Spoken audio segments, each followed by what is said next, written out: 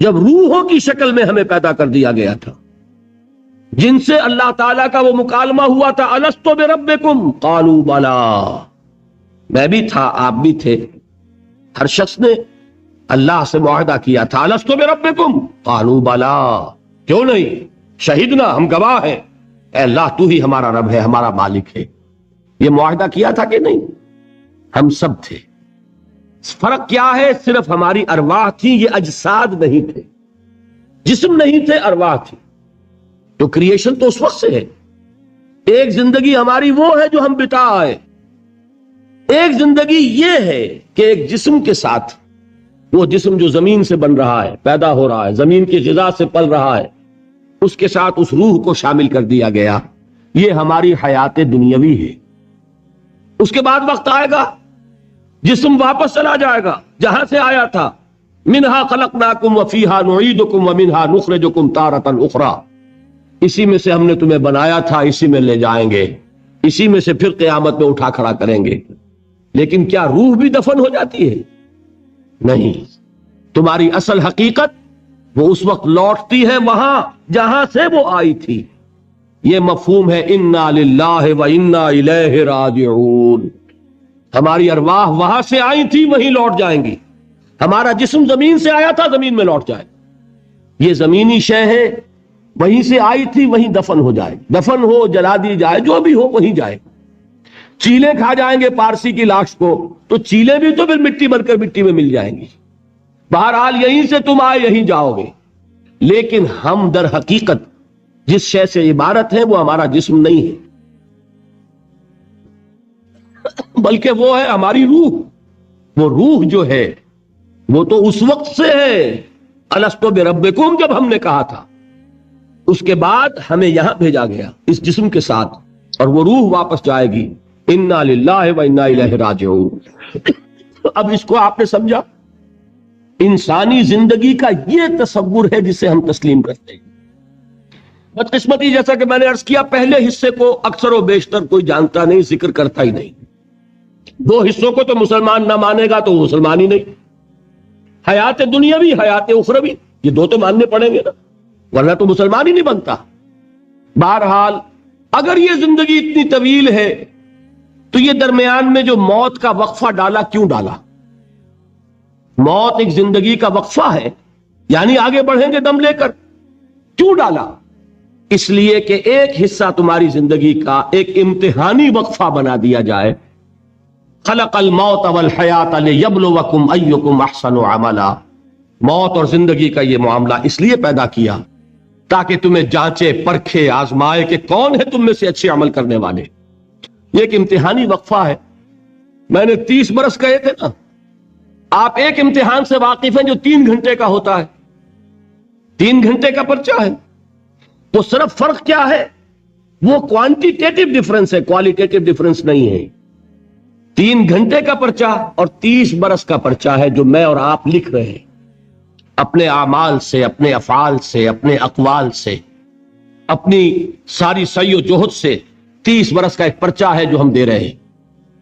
یہ جو خلق الموت والحیات لیبلوکم ایکم احسن عملا، اور حیات انسانی کا یہ طول، علامہ اقبال کے 2 اشعار ہیں، نہایت قیمتی ہیں۔ آب زر کسی شے کا نام نہیں اقبال کے ان اشعار کے لیے، جو اس سے کہیں قیمتی شے ہو اس سے وہ لکھے جانے کے قابل ہیں۔ کیا فرماتے ہیں؟ تو اسے پیمانہ امروز و فردا سے نہ ناپ، جاویداں پہ ہم دواں ہر دم جواں ہے زندگی۔ یہ کیا تم نے حساب جوڑا ہوا ہے کہ 365 دنوں کا ایک سال، اور ایک سال کے پھر 30 سال اور 40 سال اور 100 سال، یہ ہے تمہاری زندگی؟ تو اسے پیمانہ امروز و فردا سے نہ ناپ، جاویداں پہ ہم دواں ہر دم جواں ہے زندگی۔ اس کے ساتھ ہی دوسرا شعر سنانے سے پہلے جو پہلا شعر ہے، اب اس کا میں مفہوم بیان نہیں کروں گا، جو سمجھتے ہیں انہی کو یاد دلا رہا ہوں۔ برتر از اندیشہ سود و زیاں ہے زندگی، ہے کبھی جاں اور کبھی تسلیم جاں ہے زندگی۔ تو اسے پیمانہ امروز و فردا سے نہ ناپ، جاویداں پہ ہم دواں ہر دم جواں ہے زندگی۔ آخری شعر سنیے، الزم ہستی سے تو ابھرا ہے مانند حباب، اس زیاں خانے میں تیرا امتحان ہے زندگی. خلق الموت والحیات لیبلوکم ایکم احسن عملا. امتحان کا ایک نتیجہ نکلا کرتا ہے نا. آپ کھڑے ہوا کرتے تھے کبھی 31 مارچ یا 1 اپریل کو رزلٹ ڈکلیئر ہوتا تھا. وہ ایک دن آنے والا ہے, اسی کا نام ہے دی ڈے آف ججمنٹ. وہ ہے یوم القیامہ. ڈکلیئر کیا جائے گا کون فیل ہوا کون کامیاب. ذالک یوم التغابن, وہ ہے ہار اور جیت کے فیصلے کا دن. اس روز معلوم ہوگا کون اس امتحان زندگی میں کامیاب ہوا کون ناکام ہوا. کامیابی کیا ہے؟ وَإِنَّهَا لَجَنَّةٌ أَبَدًا, ہمیشہ ہمیش کے لیے جنت. اور ناکامی کیا ہے؟ أَوْ لَنَارٌ أَبَدًا, یا جہنم ہے ہمیشہ ہمیش کے لیے. ان تمام چیزوں کو جمع کیجئے, یہ کیا ہے؟ ایمان بالآخرہ, ایمان بالمعاد. یہ دوسرا سوال, یہ دوسرا جواب سمجھیے ان سوالات. تیسرا اور آخری, علم کیا ہے؟ یقیناً حواس سے جو معلومات حاصل ہوتی ہیں وہ بھی درست ہیں. یقیناً عقل کی ایک فیکلٹی بھی اللہ نے دی ہے. انسان اپنے اس ذرائع علم سے حقیقت کے قریب پہنچ جاتا ہے, لیکن یقین کی دولت محض اس عقل کے ذریعے حاصل نہیں ہوتی. اور اس عقل میں یہ صلاحیت تو ہے کہ خدا کو پہچان لے, یہ صلاحیت ہے کہ جان لے کہ کوئی ایک ہے جو اس کا کریٹر ہے کائنات کا. یہ صلاحیت بھی ہے کہ جان لے کہ زندگی ختم نہیں ہوگی یوں ہی, حساب کتاب ہونا چاہیے, جزا سزا ملنی چاہیے, ورنہ خیر اور شر کا تصور غلط ہو جائے گا. There will be no basis for morality. یہ کانٹ جن کا بھی انہوں نے نام سنا ہے ان کو دی عرض کر رہا ہوں کہ کانٹ نے ایک کتاب لکھی تھی دی کریٹیک آف پیور ریزن, اور اس میں اس نے ثابت کر دیا کہ کسی منطقی دلیل سے خدا کا وجود ثابت نہیں ہو سکتا. ایک تہلکہ مچ گیا پورے یورپ میں. اس وقت تک ابھی یہ جو الحاد ہے یہ اتنا نہیں تھا, عیسائیت تھی. خدا کا انکار کے معنی کیا ہے؟ بغاوت عیسائیت سے. اب یہ بھی ہو سکتا ہے کہ اس نے بغاوت سے خوف زدہ ہو کر کتاب لکھی ہو, یہ اللہ جانے. سقراط کا سکہ سا جو ارادہ ہے, قوت ارادی, وہ ہر ایک کو تو نہیں ملتا. سقراط نے تو اپنے علم کے اور اس کے بیان کرنے کے مقابلے میں زہر کے پیالے کو پسند کر لیا. لیکن ہو سکتا ہے کانٹ گھبرا گیا ہو, اور یہ بھی ممکن ہے کہ یہ اس کی سوچ ہی کا ایک مرحلہ ہو. جیسے علامہ اقبال نے پہلے شکوہ لکھا اور شور مچ گیا, اللہ کی جناب میں یہ گستاخی. لیکن جواب شکوہ لکھا تو پتا چلا کہ اصل میں وہ کچھ باتیں کہنے کے لیے ایک انداز اور اسلوب تھا, کچھ سمجھانا چاہتے تھے مسلمانوں کو. انہوں نے مسدس حالی کے انداز میں نہیں لکھا, جواب سوال اللہ کے ساتھ کر کے ان حقائق کو ایک اور لطیف پیرائے میں بیان کر دیا. اسی طریقے سے ہو سکتا ہے کانٹ کی دوسری کتاب کا معاملہ ہو, دی کریٹیک آف پریکٹیکل ریزن, اور اس میں وہ ثابت کرتا ہے انسانی اخلاقیات کے لیے کوئی بنیاد نہیں ہے جب تک کہ اللہ کو نہ مانا جائے. نیکی کو انسان پہچانتا ہے, لیکن کیوں نیک بنے, اس کیوں کا کوئی جواب ہمارے پاس نہیں. سچ بولنا اچھا ہے, کیوں سچ بولے جبکہ سچ بولنے میں نقصان ہو رہا ہے. جھوٹ بولنا برا ہے, کیوں جھوٹ نہ بولے جبکہ جھوٹ بولنے سے نفع حاصل ہو رہا ہے. ایک بڑا عجیب شعر ہے, مجھے ایک بزرگ نے ایک دفعہ سنایا تھا, لیکن بڑا حقیقت پسندانہ شعر ہے. اے صداقت بر تو لعنت از تو رنجے یافتم, اور اے صداقت کے مقابلے میں کوئی اور لفظ تھا, اے خیانت بر تو رحمت از تو گنجے یافتم. اے خیانت تیرے اوپر خدا کی رحمتیں ہو, تیری وجہ سے مجھے خزانہ ملا ہے. اور اے صداقت تجھ پر لعنت ہو, تیری وجہ سے دوست بھی ناراض ہو گئے. سچ بولیے دوست راضی رہے گا, کوئی شخص سچ سن کر راضی نہیں رہتا. لوگوں کو راضی, دوستوں کو راضی رکھنے کے لیے جھوٹ بولنا پڑتا ہے. تو اے صداقت یا اے دیانت کہہ لیجئے, اے دیانت بر تو لعنت از تو رنجے یافتم, رنج ملا مجھے اور تو کچھ نہیں ملا, لوگ ناراض ہو گئے, غصہ ہو گئے. اور اے خیانت بر تو رحمت از تو گنجے یافتم, گنج ملا, خزانہ ملا. تو دنیا کی کیفیت تو یہ, پھر کیوں کوئی شخص سچ بولے, کیوں کوئی شخص جھوٹ نہ بولے, کیوں دیانت برتے, کیوں خیانت نہ کرے, اس کے لیے لاکھ آپ کوششیں کر لیں، پولیس کھڑی کر دیں، چوکیاں بنا دیں، جس کا داؤ چل جائے گا وہ خیانت کرے ہی کرے گا۔ اس کو روکنے والی ایک شے ہے اللہ پر ایمان۔ یہ میں بات کس کی بیان کر رہا ہوں؟ کانٹ کی، کہ بغیر خدا کو مانے ہوئے اخلاق کے لیے کوئی بنیاد نہیں۔ تو یہ ہے وہ چیز جو میں آپ کو بتا رہا ہوں کہ علم انسان کا، اس کے حواس سے جو حاصل ہوتا ہے علم، سائنٹیفک علم وہی ہے۔ قرآن نے کبھی اس کی نفی نہیں کی۔ قرآن تو کہتا دیکھو، کھول آنکھ، فلک دیکھ، فضا دیکھ، کھول آنکھ، زمین دیکھ، فلک دیکھ، فضا دیکھ، اور مشرق سے ابھرتے ہوئے سورج کو ذرا دیکھ۔ افلا ينظرون الى الابل كيف خلقت والى السماء كيف رفعت والى الجبال كيف نصبت والى الارض كيف سطحت۔ قرآن نے دعوت دی ہے، یہ علم بھی صحیح ہے، حقیقی ہے۔ پھر تعقل، تفکر، افلا تعقلون، افلا تتفکرون، افلا یعقلون، یہ سارا قرآن نے کہا۔ ان دونوں کو اپروو کرتے ہوئے، تسلیم کرتے ہوئے قرآن کہتا ہے اس کی لمٹ ہے، یہ علم تمہیں حقیقت کے دروازے تک تو پہنچا دے گا، اندر داخل نہیں کرے گا۔ بڑے پیارے الفاظ ہیں اقبال کے، گزر جا عقل سے آگے کہ یہ نور چراغ راہ ہے منزل نہیں ہے۔ اور کیا کبھی؟ عقل گو آستاں سے دور نہیں، اس کی قسمت میں پر حضور نہیں ہے، قریب لیکن حضور نہیں ہوگا۔ انسان کو حقیقت کے حضور میں حاضری اور علم الیقین کا حصول صرف وحی کے ذریعے سے ممکن ہے۔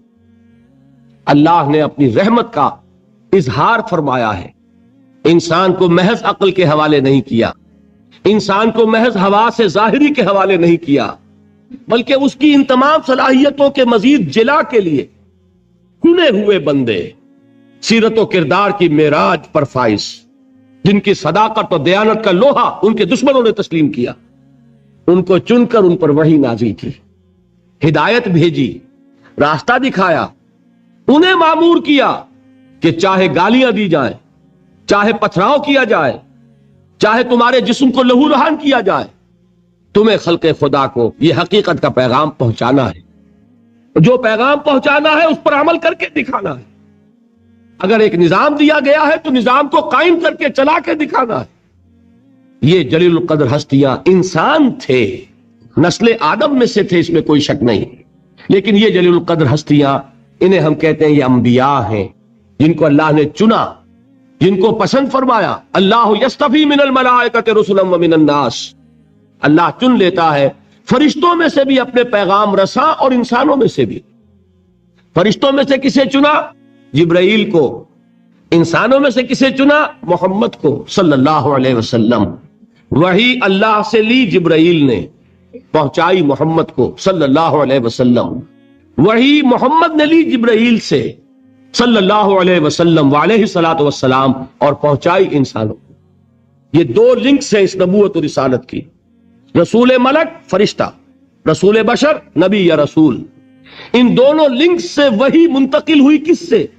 اللہ سے۔ اللہ کی وحی ہے، جبرائیل کی وحی نہیں ہے۔ جبرائیل ذریعہ ہے، محمد ذریعہ ہے۔ محمد کا ذہن، ان کی عقل، ان کا فکر منبع وحی نہیں ہے، وہ ریسیپینٹ ہیں، وصول کرنے والے ہیں۔ یہ اللہ کی ہدایت ہے، اللہ سے خلق تک پہنچی ہے۔ اولاً رسول ملک، ثانیاً رسول بشر۔ یہ ہے نبوت، یہ ہے رسالت۔ یہ نبوت اور رسالت اپنے زینت پر پہنچی، اپنے کلائمیکس کو پہنچی، اور اپنے زینت اور کلائمیکس اور نقطہ عروج کو پہنچ کر ختم ہو گئی، اور یہ نام ہے محمد الرسول اللہ صلی اللہ علیہ وسلم، خاتم الانبیاء، رحمت للعالمین، خاتم النبیین، آخر المرسلین۔ ان کو جو ہدایت دی گئی وہ ہے القرآن، الہدا، the guidance, the complete guidance, the final guidance. نوع انصارا پیام آخری حامل رحمت للعالمین۔ ان تمام چیزوں کو جمع کریں گے تو اس کا نام ہے ایمان بالرسالت۔ یہ ہے ایمانیات۔ بات سمجھ میں آئی؟ اب کون سا باب ہے؟ یہ بنتی آپ کیجئے نا کہیں میں ٹھوکر نہ کھا جاؤں. 5واں باب غالباً. دیکھیے پہلا کیا تھا؟ ایمان کے لفظ ایمانی. کچھ یاد ہے کہ نہیں؟ ایمان کے اصطلاحی معنی. نمبر 3 ایمان کا سبجیکٹ میٹر یا موضوع. نمبر 4 ایمانیات کی تفصیل. اور ان کو ہم نے گروپ کیا 3 ایمانیات میں: ایمانیات ثلاثہ، توحید یا ایمان باللہ، معاد یا ایمان بالآخرہ، اور ایمان بالرسالہ. تو اب 5واں باب ہے. ان ایمانیات ثلاثہ کی ریلیٹو امپورٹنس، ایک دوسرے کے نسبت سے اہمیت کیا ہے. بات یہ جان لیجئے یہ تینوں ایمان ایک ایک اعتبار سے اہم ترین ہے اپنی جگہ پر. اصولی اعتبار سے، علمی اعتبار سے، نظری اعتبار سے اہم ترین ایمان کون سا ہے؟ ایمان باللہ. بلکہ یوں کہا جا سکتا ہے جیسے آپ کہتے ہیں کہ ہاتھی کے پاؤں میں سب کے پاؤں، ایمان باللہ میں سارے ایمان موجود ہیں. یہی وجہ ہے کہ ایمان مجمل یاد ہے. ایمان مجمل کے الفاظ کتنے حضرات کو یاد ہے؟ ذرا ہاتھ اٹھائیں. ایمان مجمل، ایمان مفصل، بڑی مایوس کن صورت ہے. جہاں سے کہ ہماری تعلیم کا آغاز ہوا کرتا تھا. میں اپنے آپ کو خوش قسمت سمجھتا ہوں کہ میری تعلیم کا آغاز مسجد سے ہوا. حفیظ نے اپنے شاہنامے میں شروع میں جو تمہید اپنی زندگی کی بیان کی ہے اس میں ایک شعر ہے، بڑا دردناک شعر ہے. اس نے بھی کہا میری تعلیم کا آغاز تو مسجد سے ہوا، لیکن پھر مجھے والدین نے جو بھی اس زمانے کا رواج اور چلن تھا اسکول میں داخل کر دیا کہ اب انگریزی پڑھو اور یہ سیکھو اور وہ سمجھو جس کی دنیا میں قدر و قیمت ہے. مجھے مسجد سے مکتب کی طرف تقدیر نے کھینچا، تنازع للبقاء کی آہنی زنجیر نے کھینچا. اسٹرگل فار ایگزسٹنس، ایک دوسرے سے آگے نکلنا. تنازع للبقاء، یہ تنازع للبقاء تھا اور ہے جس نے ہمارے نظام تعلیم کو بدل کر رکھ دیا. اب آپ بچے کو پڑھائیں گے کنڈر گارٹن سے، وہ ڈیڈی اور ماما اور پاپا کہنا سیکھے، وہ اللہ اور محمد کے نام نہیں سیکھتا. نتیجہ کیا نکلتا ہے؟ کلمات اس کو یاد نہیں ہوتے، ایمانیات اسے یاد نہیں ہوتے. لیکن یہ کہ پہلے ہماری تعلیم کہاں سے ہوتی تھی؟ نورانی قاعدہ پڑھو، پھر وہ تعلیم الاسلام مفتی کفایت اللہ صاحب کے رسالے، وہاں سے میرا آغاز ہوا تھا تعلیم. اور وہاں سے وہ دولت مجھے ملی ہے کہ مجھے آج تک یاد ہے. ایمان مجمل کیا ہے؟ آمنت باللہ کما ہوا باسمائہ وصفاتہ وقبلت جمیع احکامہ اقرار باللسان وتصدیق بالقلب. ایمان مفصل کیا ہے؟ آمنت باللہ وملائکتہ وکتبہ ورسلہ والقدر خیرہ وشرہ من اللہ تعالی والیوم الآخر والقدر خیرہ وشرہ من اللہ تعالی والبعث بعد الموت. اب آپ نے سوچا ایمان مجمل ایمان مفصل رشتہ کیا ہے؟ مجملاً ایمان نام ہے ایمان باللہ کا، اللہ کو مان لیا، سب کو مان لیا.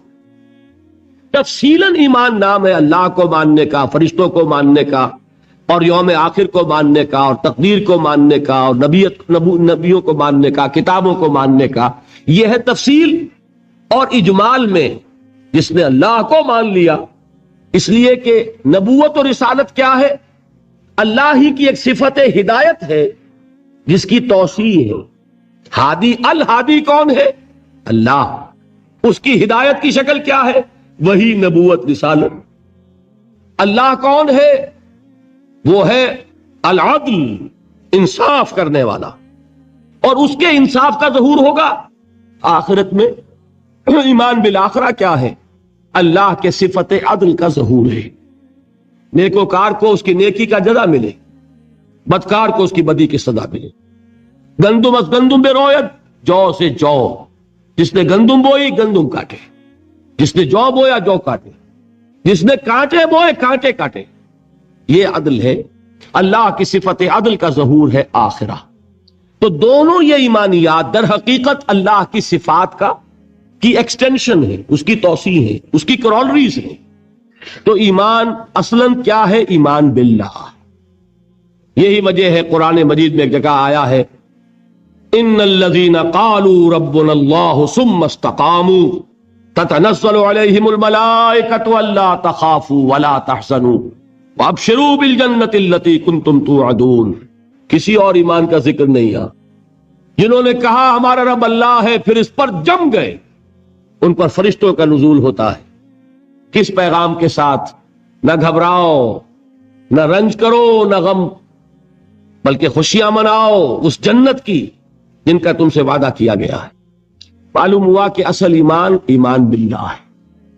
اسی میں ایک حدیث بھی آتی ہے، حضور سے ایک شخص نے کہا کہ حضور مجھے تو کل دین کی حقیقت ایک لفظ میں سمجھا دیجئے، میں بڑا عاجز ہوں، میرے اندر صلاحیت زیادہ لمبی باتوں کو سمجھنے کی نہیں ہے، ایک بات فرمائیے جو دین کی پوری حقیقت کو بیان کر دے. آپ نے جواب دیا قل آمنت باللہ ثم استقم، کہو میں ایمان لایا اللہ پر پھر اس پر جم. تو ایمان باللہ اور اس پر استقامت، اس میں سب کچھ آ گیا. بلکہ میں یہ کہا کرتا ہوں اس لفظ استقامت میں قیامت مضمر ہے.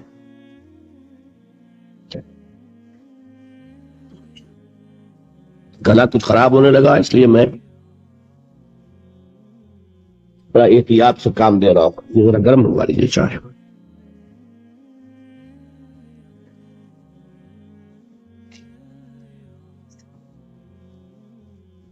اب آئیے حقیقت کے اعتبار سے میں نے عرض کیا، نظری اعتبار سے، علمی اعتبار سے، اصولی اعتبار سے اہم ترین ایمان کون سا ہے؟ ایمان باللہ. اب لیجئے قانونی اعتبار سے، شرعی اعتبار سے، فقہی اعتبار سے اصل ایمان ہے ایمان بالرسالت. کوئی شخص کتنا ہی اللہ کو مانے، کوئی کتنا ہی موحد ہو، کوئی کتنا ہی متوکل ہو، کوئی کتنا ہی معرفت رکھتا ہو، کوئی کتنے ہی مراقبے کرتا ہو، اس کو مراقبوں میں کتنی ہی روشنی نظر آ جائے، مومن نہیں ہوگا جب تک کہ محمد کو نہ مانے صلی اللہ علیہ وسلم. یہ ہے قانون، یہ ہے مسلم اور غیر مسلم کا فرق. کون مسلمان ہے کون نہیں، اس کا سارا دار و مدار جو ہے وہ ایمان بالرسالت پر ہے، اور ایمان بالرسالت کے ساتھ ختم نبوت و رسالت پر. جس نے اس میں نقب لگائی وہ قانونی اعتبار سے چلا گیا. وہ سچا ہو، دیانت دار ہو، ملنسار ہو، خادم خلق ہو، کچھ بھی ہو، جس نے محمد کا انکار کیا یا محمد کی ختم نبوت کا انکار کیا وہ مسلمان نہیں ہے. نا قانونی اہمیت کی چیز. آپ کے ہاں بعض لوگ کہتے ہیں فلاں شخص ویسے تو بڑا اچھا ہے، بڑا نیک ہے، دکاندار ہے تو بہت ہی دیانتدار دکاندار ہے، ڈاکٹر ہے تو بہت ہی اچھا اور خوش خود ڈاکٹر ہے، لیکن یہ کہ اس کو لوگ کہتے ہیں کہ وہ غیر مسلم ہے. بھائی لوگ یوں ہی نہیں کہتے.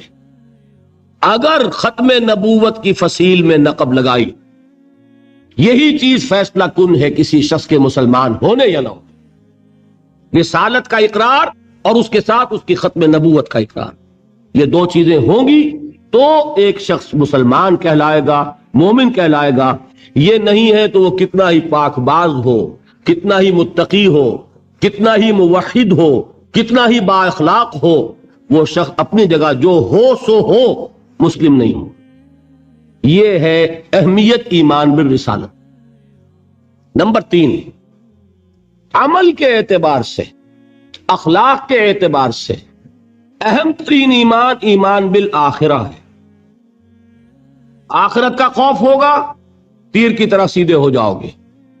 جواب دہی کا احساس ہوگا، ہر قدم پھونک پھونک کر رکھو گے. دیکھو گے کہ غلط بات تو میری زبان سے نہیں نکل رہی، اس لیے کہ جواب دہی کرنی ہے. اللہ کے ہاں اکاؤنٹ فار کر سکوں گا کہ نہیں، جسٹیفائی کر سکوں گا کہ نہیں، مجھے یہ کہنے کا حق تھا کہ نہیں، میرے لیے یہ لقمہ حلال ہے کہ نہیں، میرے لیے یہ بات جائز ہے کہ نہیں. اس کے لیے خوف کیا ہے؟ آخرت کا خوف ہے تو درست ہوگا، عمل صحیح ہو جائے گا. آخرت کا خوف نہیں ہے، ایمان باللہ کیا ہوگا؟ ذات و صفات کی بحث ہو جائے گی، علم کلام کا معاملہ بن جائے گا. جیسا کہ اقبال نے کہا ہے، کاش کہ یہ اشعار آپ کو یاد ہو. ایک ایک شعر جو ہے دینی حقائق کی اتنی بھرپور اور گمبھیر تعبیر کرنے والا ہے.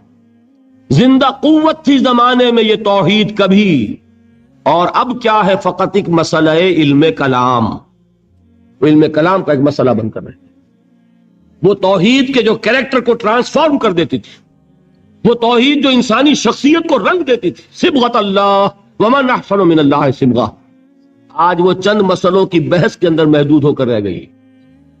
یہ جان لیجئے ایمان باللہ ایک ذہنی عیاشی بن جائے گی اگر آخرت کا خوف نہیں۔ ایمان بالرسالت عشق رسول کی وہ شکل اختیار کرے گا جو آج آپ کے معاشرے میں ہے۔ آپ تماشے کریں گے، جلسے کریں گے، جلوس نکالیں گے، آتش بازیاں چڑھائیں گے، لیکن اتباع رسول نہیں ہوگا۔ کیوں نہیں ہوگا؟ کہ آخرت کا جواب دہی کا احساس نہیں۔ اگر عمل درست ہوگا تو صرف آخرت پر ایمان سے درست ہوگا۔ یہ ہے اہم ترین ایمان۔ یہی وجہ ہے ہم نے اس آخرت کے ایمان کا حلیہ بگاڑ دیا۔ وہ بہت اپنی جگہ پر ایک مستقل موضوع ہے۔ آخرت کے ایمان کی نفی کن کن چیزوں سے ہوتی ہے؟ ایک یہ تصور جو یہودیوں کا تھا، نحن ابناء اللہ واحباؤہ، ہم تو اللہ کے بڑے چہیتے ہیں، لاڈلے ہیں، ابراہیم کی اولاد ہیں، اور ہمیں تو آگ چھوئے گی نہیں، چھوئے گی تو چند دن کے لیے، لن تمسنا النار الا ایاما معدودہ۔ معلوم ہوا کہ آخرت کو مان بھی رہے ہیں، آخرت کا خوف نہیں رہا۔ جب ہم چہیتے ہیں، لاڈلے ہیں، سیاں بائے کوتوال، کاہے کا ڈر؟ لہذا ہمیں تو کوئی خوف نہیں، جہنم ہوگی دوسروں کے لیے، ہمارے لیے تو ہے نہیں۔ یہی بات ہمارے ذہنوں میں بیٹھی ہوئی ہے۔ ہم جو کچھ بھی ہیں، خار ہیں اور یہ ہیں اور وہ ہیں، لیکن تیرے محبوب کی امت میں ہے، لہذا ہمارا کلیم ہے جنت is our birth right, we have a reservation there. کون ہمیں اسے ڈپرائیو کر سکتا ہے؟ معلوم ہوا کہ آخرت پر ایمان ختم ہو کر رہ گیا اپنی تاثیر کے اعتبار سے۔ اس کا آپ کے کردار پر، آپ کے اخلاق پر، آپ کے عمل پر کوئی اثر مترتب نہیں ہوگا، اس لیے کہ نفی کر دی ہے اس تصور۔ اور اس میں کوئی ایک چیز نہیں، بے شمار چیزیں ہیں۔ جس نے آخرت کا سارا خوف دلوں سے نکال لیا، اور آخرت کا خوف نہیں ہوگا تو عمل درست نہیں ہوگا، پھر عشق رسول وہ شکل اختیار کرے گا۔ کھڑے ہوئے ہیں اور نعت میں زمین و آسمان کے کلابے ملا رہے ہیں، اور شکل دیکھیے تو 12 بجے ہوئے ہیں۔ سنت رسول صلی اللہ علیہ وسلم کی توفیق نہیں ہے، لیکن عشق رسول کے وہ بلند باغ دعوی ہیں کہ معلوم ہوتا ہے کہ اپنی جان اور تن اور من اور دھن سب کچھ ابھی نچھاور کر دیں گے، لیکن یہ ہے کہ رسول کا اتباع نہیں کر سکتے، رسول کے نقش قدم پر نہیں چل سکتے۔ قرآن پر ایمان کے دعوی ہیں، اور قرآن جس شے کو حرام ٹھہرا رہا ہے اسے اپنے لیے جائز کیا ہوا ہے۔ اللہ کے رسول فرماتے ہیں ما آمن بالقرآن من استحل محارمہ، جو قرآن کی حرام کردہ کسی شے کو اپنے لیے حلال ٹھہرا لے، اس کا قرآن پر کوئی ایمان نہیں۔ یہ سب کچھ کیوں ہے؟ آخرت کا خوف۔ قرآن مجید میں پہلی وحی جو آئی تھی اقرا، ان 5 آیات کے بعد 3 آیات ہیں، کاش کہ کوئی، جو میں نے آپ کو پہلے بتایا اس فلسفی کا نام جس نے 2 کتابیں لکھی، کانٹ، کاش کہ کوئی اسے یہ 3 آیات پڑھا دیتا۔ اقبال نے کہا تھا نا نیٹشے کے بارے میں، اگر ہوتا وہ مجذوب فرنگی اس زمانے میں تو اقبال اس کو سمجھاتا مقام کبریا کیا ہے۔ اگر کانٹ کہیں ہوتا اور اسے یہ 3 آیات کوئی پڑھا دیتا، کلا ان الانسان لیطغی، انسان میں بغاوت، سرکشی، تعدی، ظلم یہ پیدا ہو ہی جاتا ہے، دست درازی کر بیٹھتا ہے، دوسروں کا حق مار بیٹھتا ہے۔ کیوں؟ الراہ استغنا، کہ وہ دیکھتا ہے کوئی پکڑ نہیں ہے۔ اگر میں انگارہ ہاتھ میں پکڑوں ہاتھ جل جائے گا، اگر زبان پر رکھوں زبان جل جائے گی، جھوٹ بولوں کچھ نہیں ہوگا، چھالا بھی نہیں پڑے گا، جلنا تو بہت دور کی بات ہے۔ میں حرام خوری کر رہا ہوں، مجھے کوئی تکلیف نہیں پہنچ رہی، پھل رہا ہوں، پھول رہا ہوں، پھیل رہا ہوں، میری عزت بڑھ رہی ہے، لوگ میرے سے جھک کر مل رہے ہیں، سب کو معلوم ہے کہ حرام سے کما رہا ہوں، سب کو معلوم ہے اسمگلر ہوں، سب کو معلوم ہے بلیک مارکیٹیئر ہوں، لیکن پیسہ ہے میرے پاس، بڑے بڑے لوگ آتے ہیں، علماء آتے ہیں اور وہ مجھ سے ہاتھ ملاتے ہیں، تو مجھے کیا ضرورت پڑی ہے کہ میں حرام خوری چھوڑوں؟ ہے نا یہ بات؟ دنیا میں ان افعال کا نتیجہ نہیں نکل رہا۔ یہ ہے وجہ کہ جس کی وجہ سے انسان سرکشی میں، تعدی میں، ظلم میں، غلط کاری میں، حرام خوری میں بڑھتا چلا جاتا ہے۔ اس کا علاج کیا ہے؟ ان الی ربک الرجع، یقیناً تیرے رب کی طرف لوٹ کر جانا ہے۔ دیر ضرور ہے، اندھیر نہیں ہے، بدلہ مل کر رہے گا، ہر ایک کو اپنے کیے کا پورا پورا بدلہ۔ ایک میں آپ کو خطبہ سناتا ہوں نہج البلاغہ کا، جو بھی مرتب ہے اس نے حضور کے کچھ خطبات بھی جمع کیے ہیں۔ حضور کا ایک سادہ سا خطبہ ہے، اس سے آپ کو اندازہ ہوگا ایمان بالآخرہ پر کس درجے حضور نے زور دیا ہے۔ واللہ لتموتن کما تنامون، خدا کی قسم تم سب کے سب مر جاؤ گے جیسے روزانہ رات کو سو جاتے ہو۔ ثم لتبعثن کما تستيقظون، پھر تمہیں اٹھا لیا جائے گا جیسے روزانہ صبح کو بیدار ہو جاتے۔ ثم لتحسبن بما تعملون، پھر تمہارا حساب کتاب لیا جائے گا ان اعمال کا جو کر رہے ہیں۔ ثم لتجزون بالاحسان احسانا وبالسوء سوءا، اور پھر تمہیں لازماً بدلہ مل کر رہے گا، بھلائی کا بھلا بدلہ اور برائی کی بری سزا۔ اور وہ کیا ہے؟ وَإِنَّهَا لَجَنَّةٌ أَبَدًا أَوْ لَنَارٌ أَبَدًا، یا آگ ہے ہمیشہ ہمیش کے لیے اور یا جنت ہے ہمیشہ ہمیش کے لیے۔ یہ زور ہے کلام نبوی میں اس ایمان بالآخرہ کے لیے۔ قرآن مجید میں آپ دیکھیں گے آخری پارے کی وہ صورتیں جو ابتدا میں نازل ہوئی ہیں، سارا زور آخرت پر۔ القارعہ ما القارعہ وما ادراک ما القارعہ یوم یکون الناس کالفراش المبثوث وتکون الجبال کالعہن المنفوش فاما من ثقلت موازینہ فہو فی عیشۃ راضیہ واما من خفت موازینہ فامہ ہاویہ وما ادراک ما ہی نار حامیہ۔ میں ایک مثال دے رہا ہوں، الحاقہ ما الحاقہ وما ادراک ما الحاقہ اما یتساءلون عن النبأ العظیم الذی هم فیہ یختلفون کلا سیعلمون ثم کلا سیعلمون۔ سارا زور آخرت پر، اس لیے کردار بنتا ہے اس آخرت پر یقین کے نتیجے، عمل درست ہوگا اس آخرت پر یقین کے نتیجے میں۔ تو ایمانیات ثلاثہ کی ایک دوسرے کے ساتھ جو نسبت و تناسب ہے اہمیت کے اعتبار سے، اس کے لیے یہ الجبرے کے فارمولے کی طریقے سے یہ حقیقت ذہن نشین کر لیجئے، علمی اصولی نظری علمی اعتبار سے اصل اہمیت ایمان باللہ کی ہے، قانونی فقہی شرعی اعتبار سے اصل اہمیت ایمان بالرسالت کی ہے، اخلاقی عملی اعتبار سے اصل اہمیت ایمان بالآخرہ کی ہے۔ یہ میرا گفتگو کا 5واں باب ختم ہوا۔ اب ہے اہم ترین باب، 6واں باب، ایمان کے 2 درجے۔ یوں تو ایمان کے درجات بے شمار، ایک ایمان میرا اور آپ کا، ایک ایمان ابو بکر اور علی کا رضی اللہ تعالی عنہما۔ کوئی نسبت و تناسب ہے؟ کتنے درجے ہوں گے؟ وہ درجات گنے نہیں جا سکتے، ناممکن۔ لیکن جان لیجئے کہ ان کو 2 بڑے بڑے حصوں میں ہم تقسیم کر دیں گے۔ ایک ایمان ہے قانونی ایمان، اسی کے لیے ایک اصطلاح ہے اسلام۔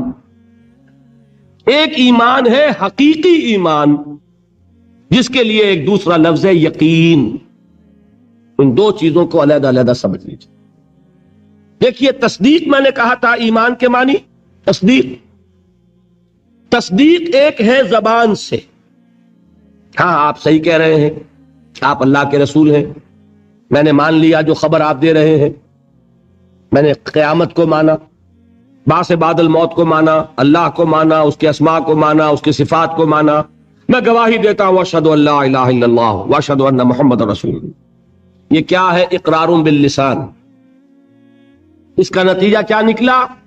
کوئی ہندو ہو، سکھ ہو، پارسی ہو، عیسائی ہو، بدھ مت کا ماننے والا ہو، پھر یہ چوڑا ہو، چمار ہو، کسے باشد، آج یہ جملہ زبان سے نکالے، وہ دفعتاً کیا ہو گیا؟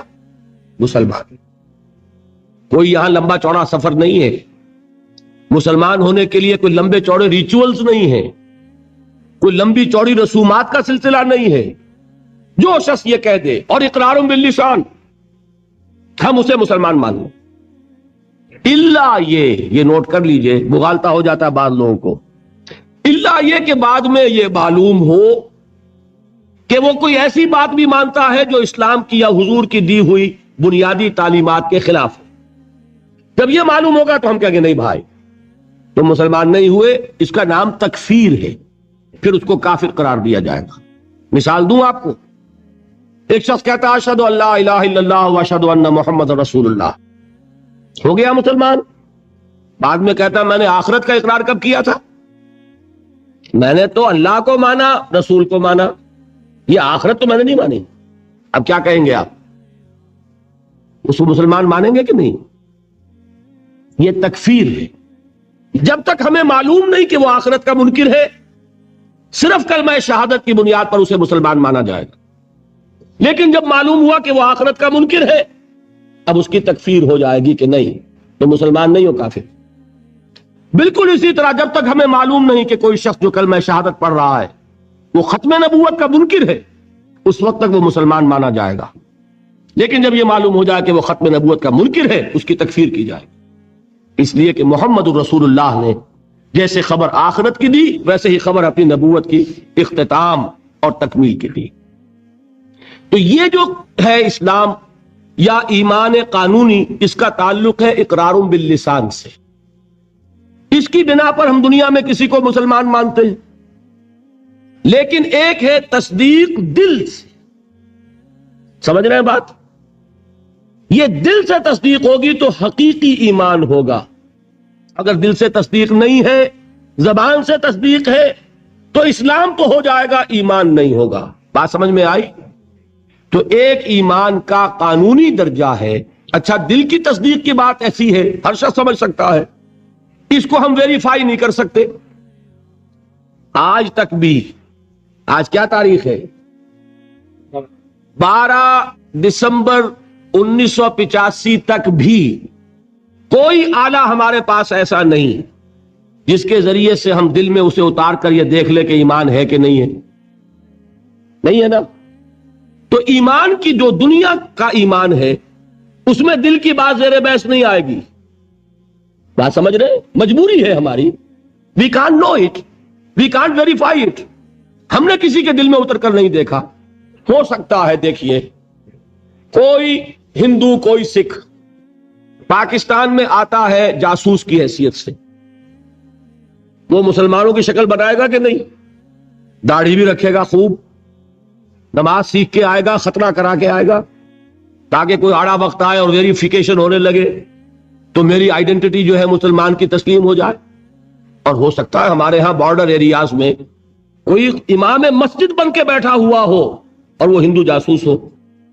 کیا اس کے دل میں ایمان ہے؟ نہیں، وہ بنا ہوا مسلمان ہے، لیکن ہمیں مسلمان ماننا پڑے گا۔ کیوں؟ unless you can prove it otherwise۔ آپ کے پاس کیا ثبوت ہے؟ ثبوت مل جائے گا تو آپ اسے پکڑ کر جیل میں ڈال دیں گے جاسوسی کے جرم میں۔ لیکن یہ کہ جب تک آپ کے پاس کوئی ثبوت نہیں ہے you will have to accept him as a Muslim۔ اس لیے کہ مسلمان ہونے کے لیے قانونی طور پر ایمان کا تقاضا پورا کرنے کے لیے صرف اقرار باللسان ہے، دل کی تصدیق کو اس میں ہم کہیں زیر بحث لا ہی نہیں سکتے۔ It's impossible. یہی معاملہ اچھی طریقے سے سمجھ لیجئے۔ ایک شخص عین حالت جنگ میں، آج کل تو خیر دور سے ہوتی ہے ٹھاٹھا، لیکن یہ کہ وہ زمانہ جب کہ حضور کے زمانے میں جہاد ہوتا تھا، قتال ہوتا تھا، دو بدو جنگ ہے، تلوار ہے۔ واقعہ پیش آیا ہے بالفعل حضرت اسامہ ابن زید، جو یوں سمجھیے کہ حضور کے پوتے ہوئے۔ حضرت زید کو حضور نے منہ بولا بیٹا بنایا تھا۔ وہ تو جب سورہ احزاب نازل ہوئی اور اللہ نے فرمایا کہ اسلام میں کوئی منہ بولا بیٹا نہیں ہے، لوگ انہیں کہا کرتے تھے زید ابن محمد، حضور نے ان کو متبنہ بنایا ہوا ہے۔ پھر ان کو کہا گیا زید ابن حارثہ، تو ان کے بیٹے ہیں حضرت اسامہ، اور حضور انتہائی محبت کرتے تھے۔ ان کا یہ واقعہ ہوا، ایک جنگ میں ایک کافر کے ساتھ مقابلہ ہوا۔ حضرت اسامہ نے جبکہ بالکل وہ زد میں آ گیا، تلوار ان کی اٹھی ہوئی تھی، اس نے فوراً کلمہ پڑھ دیا، اشہد ان لا الہ الا اللہ واشہد ان محمد رسول۔ اب ان کے لیے ایک پرابلم ہو گیا، تلوار چلے یا نہ چلے؟ انہوں نے یہی سمجھا کہ یہ صرف جان بچانے کے لیے ہیلا کر رہا ہے، بہانہ کر رہا ہے، تلوار نہیں روکی، گردن اڑا دی۔ لیکن دل میں ایک دغدغہ بھی رہا کہ یہ بات پتہ نہیں میں نے صحیح کی غلط کی۔ حضور کی خدمت میں خود پیش کیا معاملے کو۔ حضور نے فرمایا اسامہ کلمہ شہادت کے ہوتے ہوئے تمہاری تلوار کیسے چلی؟ عرض کیا حضور اس نے صرف جان بچانے کے لیے کلمہ پڑھا۔ حضور نے اس کی نفی نہیں کی، لیکن یہ فرمایا کہ اسامہ قیامت کے دن کیا جواب دو گے جب کلمہ شہادت تمہارے خلاف استغاثہ لے کر آئے۔ اس کلمہ شہادت اور قانونی ایمان کی یہ اہمیت ہے۔ اور مثال سننی چاہتے ہیں؟ قصر خلافت کا محاصرہ کیا ہوا ہے حضرت عثمان، 50 دن تک محاصرہ ہوا، پانی کٹا ہوا ہے، کوئی رسد جانے نہیں دی جا رہی۔ حضرت عثمان کو معلوم ہے یہ باغی ہیں، معلوم ہے کہ یہ لوگ اسلام کی صرف انہوں نے ڈھال لی ہوئی ہے، یہی ہے جو فتنہ پیدا کر رہے ہیں، لیکن وہ ڈھال قانونی ایمان کی ڈھال ہے، کلمہ شہادت ادا کر رہے ہیں۔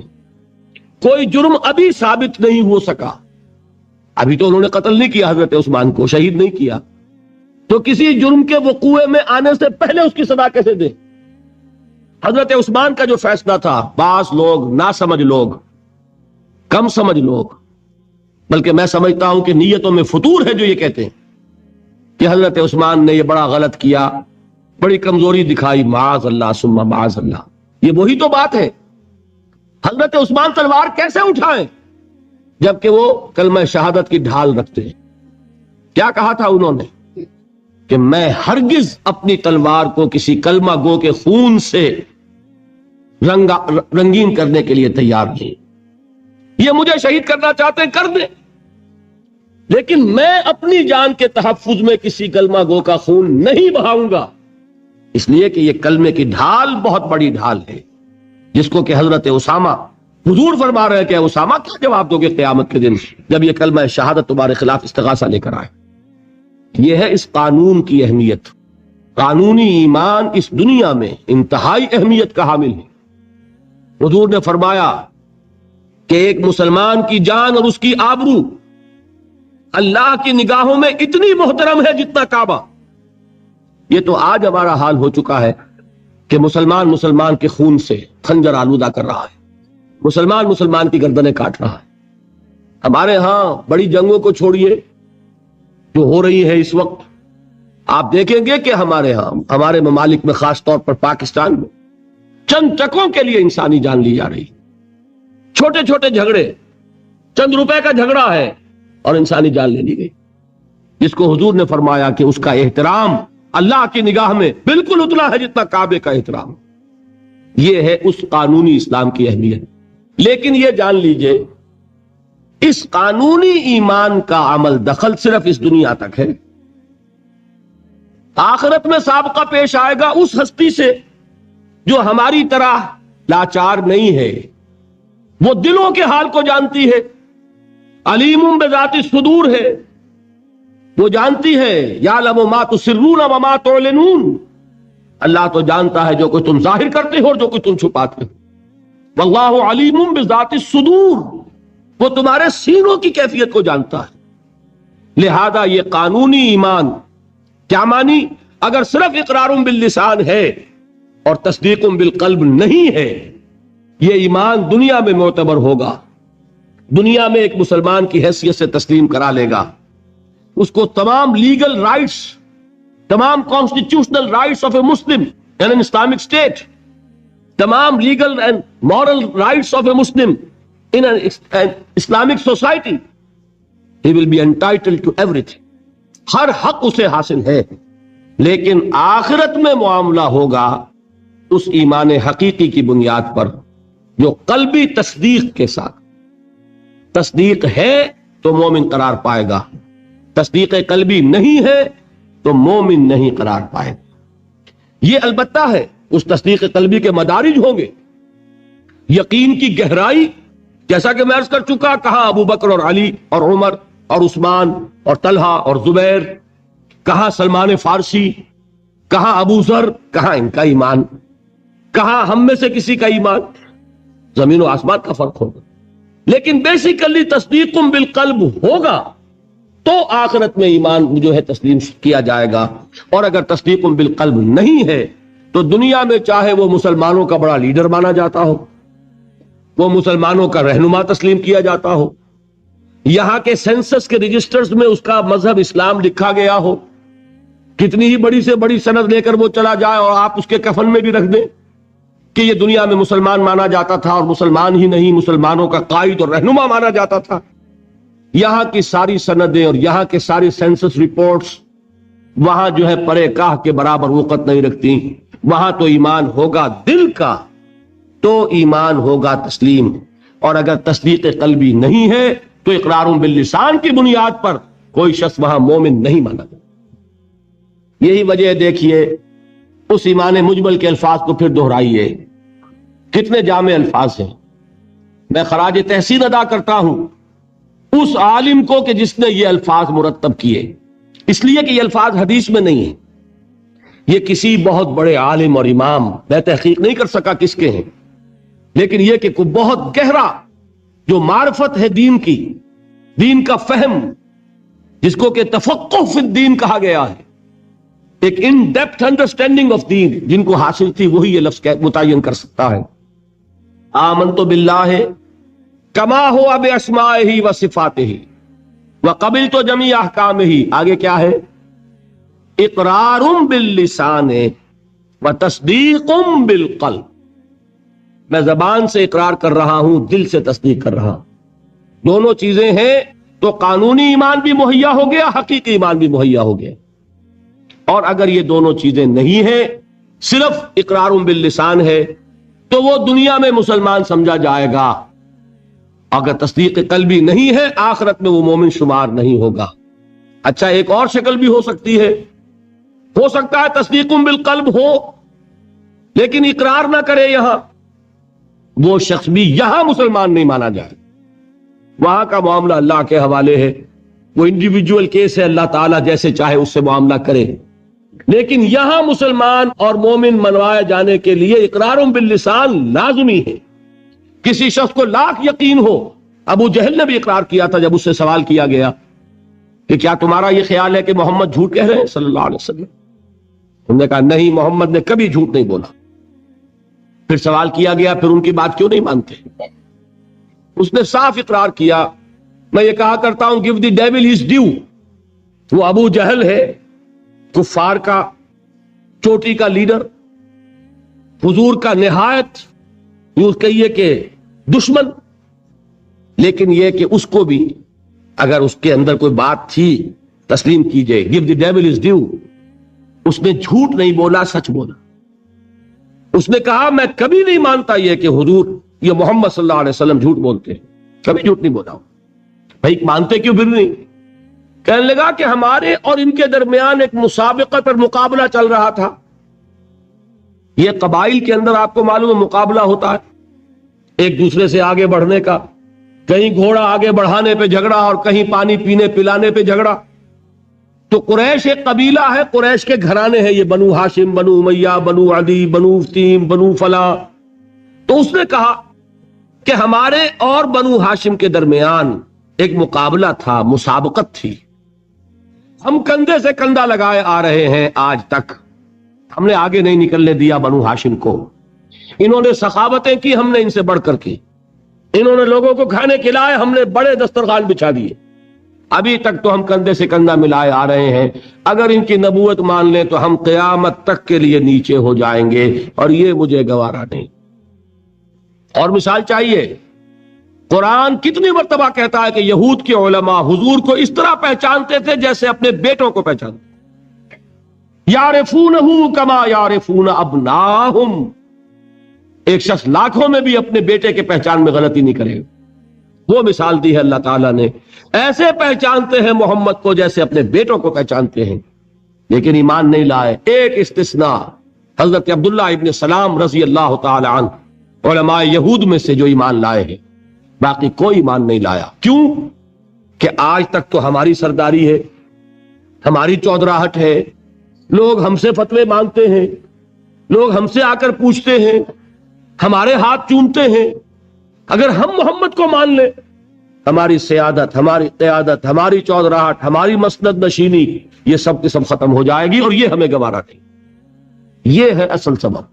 تو اقرار باللسان لازم، اور دنیا میں اسی پر دار و مدار ہے کسی کے مسلمان مانے جانے کا، لیکن تصدیق بالقلب لازم، اور آخرت میں کسی کے مومن مانے جانے کا کلیتاً دار و مدار تصدیق بالقلب۔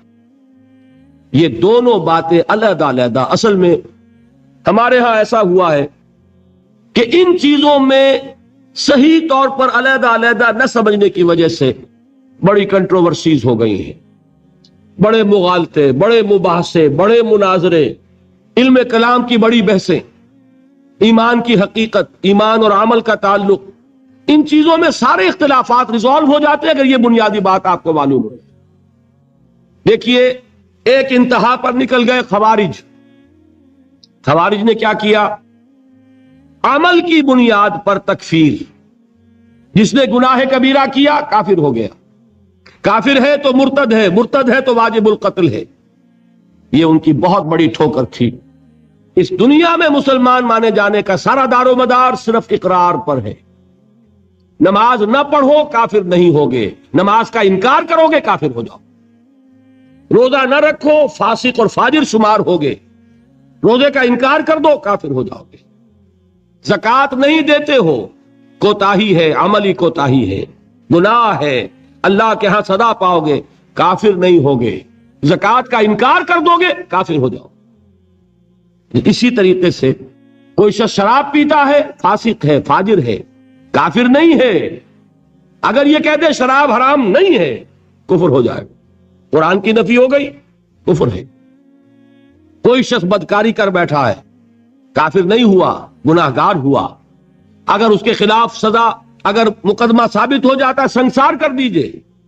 حضور نے سنسار کیا، مرد کو بھی کیا، عورت کو بھی کیا، لیکن یہ کہ انہیں کافر نہیں کہا، بلکہ جنہیں سنسار کیا گیا تھا ان کے خلاف کسی نے اگر یہ جملہ بھی کہہ دیا کہ کتنا بے حیا مرد تھا یا کتنی بے حیا عورت تھی، تو حضور نے ڈانٹا، اس نے وہ توبہ کی ہے کہ اگر تمام مدینے والوں پر تقسیم کر دی جائے تو سب کی نجات کے لیے کافی ہو جائے۔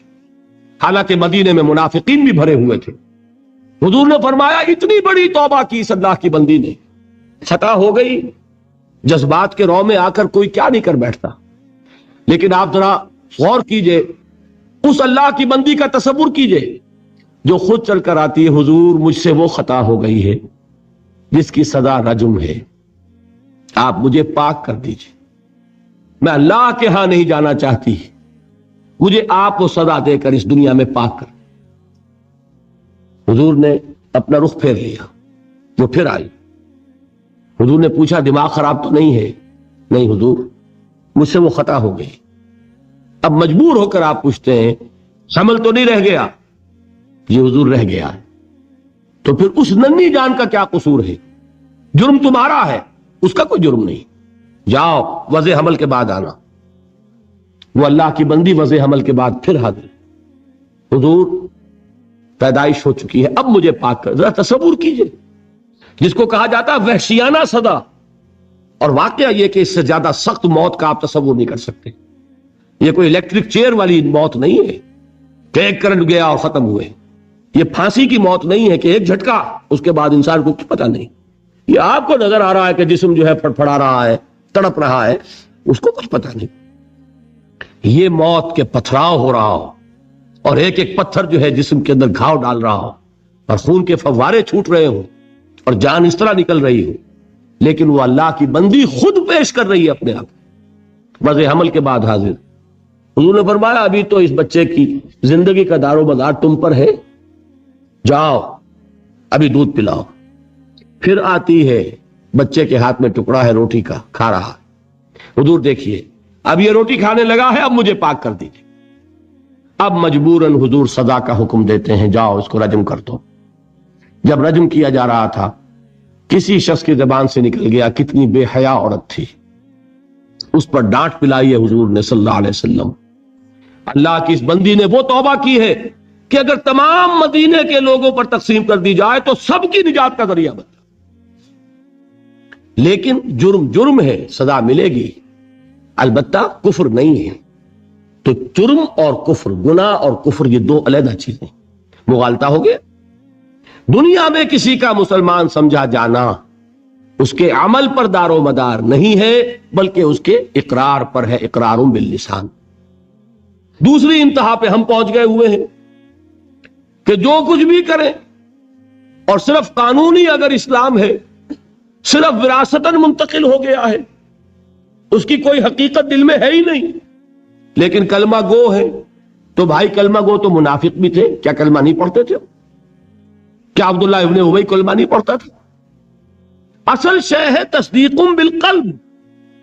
حقیقی مومن اللہ کے ہاں قرار پانا وہ کلمہ گوئی پر نہیں ہے، وہ تصدیق بالقلب پر ہے، اور تصدیق بالقلب ادنا درجے میں بھی ہوگی تو اس کا کوئی نہ کوئی اثر عمل میں ظاہر ہوگا۔ یہ ایمان اور عمل صالح کا وہ تعلق ہے جس پر کہ انشاءاللہ کل بحث ہونی ہے۔ میں نے عرض کیا تھا 2 ابواب کل زیر بحث آئیں گے۔ ایمان کا عمل سے کیا تعلق ہے اور ایمان کا جہاد کے ساتھ کیا رشتہ ہے، یہ کل اور پرسوں جو ہے یہ 2 مباحث آئیں گے۔ اب میں ان کو یہاں چھوڑتے ہوئے آگے آخری بحث شروع کر رہا ہوں، ایمان اور امن۔ ایمان کا اصل حاصل دیکھیے، جہاں سے ہم چلے تھے وہاں پہنچ گئے ہیں۔ ایمان کا مادہ کیا ہے؟ امن۔ لفظ کہاں سے بنا؟ امن سے۔ امن کسے کہتے ہیں؟ نچنت ہونا، بے فکر ہونا، کوئی خطرہ نہیں، کوئی خوف نہیں، کوئی رنج نہیں، کوئی غم نہیں، کوئی ملال نہیں، کوئی اندیشہ نہیں، کوئی کھٹکا نہیں، یہ ہے امن۔ ایمان کا اصل حاصل جو انسان کو حاصل ہوتا ہے، اگر ایمان حقیقی موجود ہو، وہ امن ہے، وہ سکون ہے، وہ اطمینان ہے، وہ اندرونی سکون، اندرونی امن، قلبی اطمینان۔ الا بذکر اللہ تطمئن القلوب، یہ ایمان کا اصل حاصل۔ میں اس کو ذرا ایک تو میں ان آیات کے حوالے سے سامنے رکھنا چاہتا ہوں۔ سورہ انعام کی آیت میں نے آپ کو سنائی تھی۔ سورہ انعام میں ایک مومن اور ایک مشرک، 2 گروہوں کو سامنے رکھا گیا، پھر سوال کیا گیا ای الفریقین احق بالامن ان کنتم تعلمون۔ اے ہوش مندو، اے عقل والو، ذرا سوچو امن کا مستحق کون ہے ان دونوں گروہوں میں سے؟ ایک اللہ کا ماننے والا، توحید کا ماننے والا، آخرت کا ماننے والا، رسالت کا ماننے والا، ایک مشرک ہے، منکر ہے، کافر ہے، ملحد ہے۔ امن کسے حاصل ہوگا؟ سوال کیا گیا اور اب جواب خود دیا گیا، الذین آمنوا ولم یلبسوا ایمانہم بظلم اولئک لہم الامن وہم مہتدون۔ وہ لوگ جو ایمان لائیں اور اپنے اس ایمان میں شرک کی آمیزش نہ کریں۔ اب اس پر ایک مکمل تقریر میری ہونی ہے، وہ جو 17 تاریخ کی آپ کو بتائی گئی۔ شرک کسے کہتے ہیں، شرک کی اقسام کیا ہے، شرک کی قسمیں کیا ہیں، اس کا بھی بڑا محدود تصور ہے ہمارے ذہنوں میں۔ بہرحال اس پورے تصور کو اس وقت اپنے ذہن میں فرض کر کے جو شخص شرک سے بچ جائے اور ایمان رکھتا ہو، وہ ہے امن کا حقدار، وَهُمُ الْمُهْتَدُونَ، اور وہ ہے ہدایت یافتہ، ہدایت پانے والے۔ ایمان اور امن کا یہ رشتہ ہے۔ ایک اور حوالے سے اس کو ذہن میں بٹھا لیجئے، جب آپ نئے مہینے کا چاند دیکھتے ہیں، ہلال دیکھتے ہیں، تو کیا دعا مانگتے ہیں؟ اگر اللہ نے توفیق دی ہے، اگر آپ نے یاد کی ہے دعائے مسنونہ، کیا الفاظ ہیں؟ اللہم اہلہ علینا بالامن والایمان والسلامت والاسلام۔ اے اللہ، یہ مہینہ جو اس چاند کے ساتھ چڑھ رہا ہے، شروع ہو رہا ہے، طلوع ہو رہا ہے، اے اللہ اس مہینے کو ہمارے لیے امن اور ایمان اور سلامتی اور اسلام کا ذریعہ بنا۔ معلوم ہوا امن کا تعلق ایمان سے اور سلامتی کا تعلق اسلام سے۔ اب قرآن کی ایک آیت اور حضور کی یہ دعائے مسنونہ اس ایمان اور امن کے تعلق کو جس طرح واضح کر رہی ہے، اس کو سامنے رکھ کر بات سمجھیے عقلاً۔ اس کو قرآن مجید میں سورہ حامیم السجدہ میں بیان کیا گیا۔ ان الذین قالوا ربنا اللہ ثم استقاموا تتنزل علیہم الملائکہ الا تخافوا ولا تحزنوا وابشروا بالجنۃ التی کنتم توعدون. جو لوگ اللہ پر ایمان لائیں، کہیں کہ ہمارا رب اللہ ہے، پھر اس پر جم جائیں. ان پر فرشتوں کا نزول ہوتا ہے. نہ کوئی غم کرو نہ خوف، خوشیاں مناؤ اس جنت کی جس کا تم سے وعدہ کیا گیا تھا. اللہ کی ربوبیت پر اطمینان جب انسان کو ہو جاتا، میرا رب اللہ ہے، ربی اللہ، انسان کے لیے نہ کوئی کھٹکا، نہ کوئی خطرہ، نہ کوئی خوف، نہ کوئی حزن. جو کچھ ہو رہا ہے کس کے اذن سے ہو رہا ہے؟ اللہ کے اذن سے. اللہ کے اذن کے بغیر پتہ تک نہیں ہلتا. یہ کوئی اندھا بہرا مادہ نہیں ہے جس سے مجھے کوئی خوف ہو. اندھا بھینسا چلا آ رہا ہو اس سے تو ڈرنے کا ہر انسان کو ڈرنا چاہیے، نہ معلوم کس کو ٹکر مار دے. لیکن نہیں، اس کائنات کو چلانے والا ایک سمیع و بصیر خدا ہے. وہ جو میرا دوست ہے، میرا ولی ہے. اللہ ولی الذین آمنوا یخرجہم من الظلمات الی النور. اللہ اہل ایمان کا ولی ہے، ساتھی ہے، پشت پناہ ہے، مددگار ہے، حمایتی ہے.